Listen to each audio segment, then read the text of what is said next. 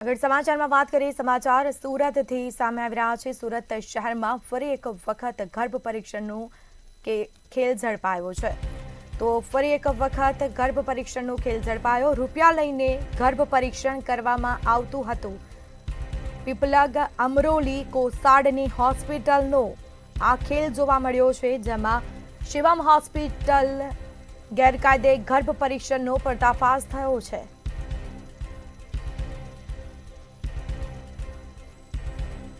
તો હોસ્પિટલના doctor Hitesh જોશીની police દ્વારા ધરપકડ કરવામાં આવી છે। પોલીસ દ્વારા હોસ્પિટલનું સોનોગ્રાફી મશીન સીલ કરવામાં આવ્યું છે। BHMSની ડિગ્રી હોવા છતાં પણ કરાતું હતું ગર્ભ પરીક્ષણ।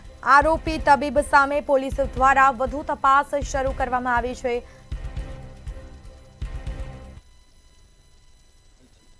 અને જે ઓમ સાઈ ક્લિનિક અને હોસ્પિટલ જે લિંબાયત વિસ્તારમાં છે, જેમના ડૉક્ટર ઝડફિયા અને એની સાથેનો એક રિક્ષા ડ્રાઈવર છે બળગુજર કરીને, એ લોકો જેમના સંપર્કમાં આવતા સગર્ભા બહેનોને જે એમની તપાસ કરવાની થતી હોય, બાબો કે બેબી જાણવાનું, એવા લોકોનો સંપર્ક કરીને આ હોસ્પિટલમાં એને રિફર કરવામાં આવતા હતા અને એનું પૈસા લેવામાં આવતા હતા।